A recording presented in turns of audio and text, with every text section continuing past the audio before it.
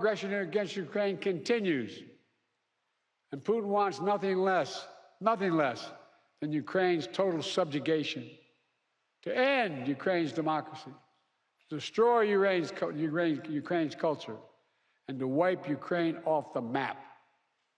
And we know Putin won't stop at Ukraine, but make no mistake, Ukraine can and will stop Putin.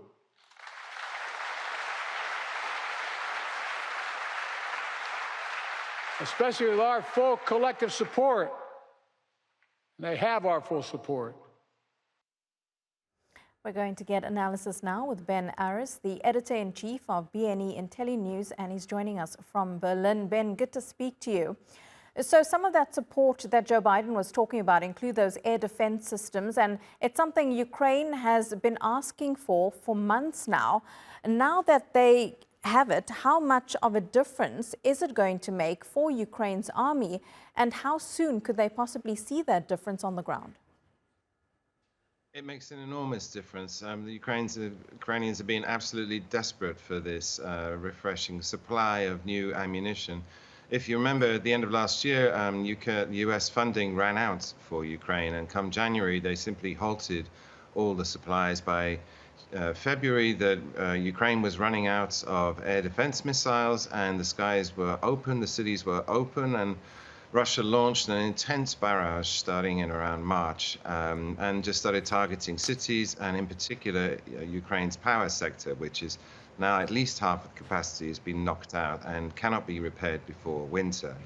And so now the new munitions are starting to arrive on the field. I was just reading battlefield reports this morning saying the line is stabilizing somewhat, that it's making a difference already, that the skies have been closed, that they've been able to fend off these drone and missile attacks by Russia.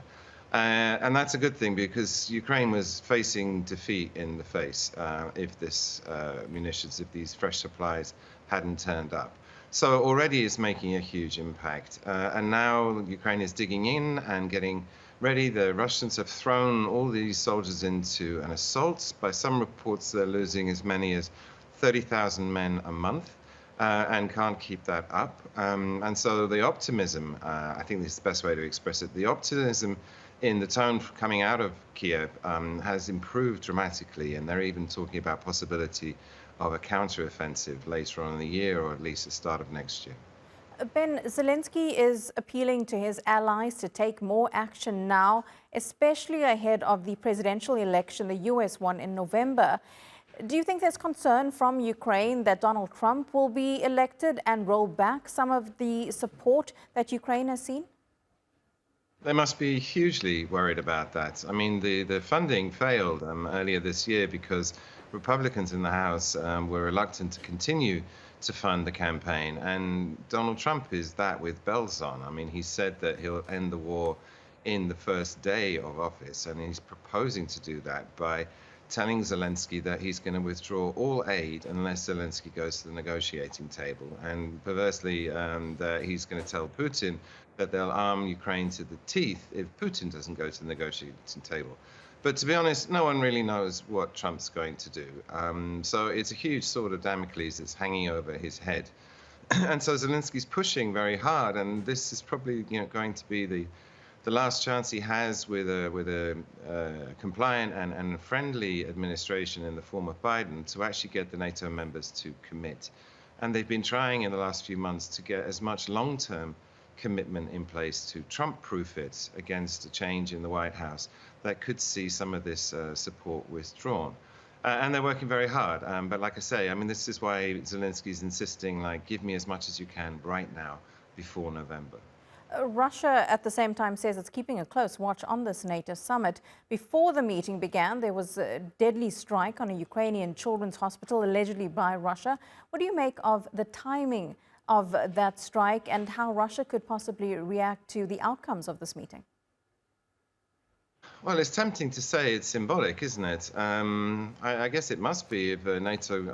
I think the strike was more to do about the NATO summit, that Russia is rattling its saber, is showing how strong it is, But having said that, there's a war going on, and missiles have been raining down on Ukraine constantly since at least March, if not before. I mean, not in addition to what was already going on.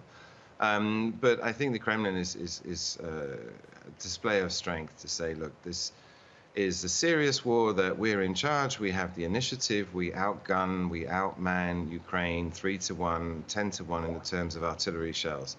And that you can talk all you like at your summit, but at the end of the day, we're in charge of this situation. And if you want this war to stop, you're going to have to come to us. And I should add that Putin's been signaling vigorously that he's willing to start negotiations. The problem is that the terms he wants to do that on is basically tantamount to Ukraine's capitulation. But like I say, now they've been resupplied, that they can fight on. So I can't see Zelensky giving up. I mean, Zelensky's nailed his flag to the flagpole that he'll keep going to the bitter end until he gets what he wants, which is the expulsion of the Russians from Ukraine. Ben Aris in Berlin, always great to get your analysis. Thanks again for speaking to us.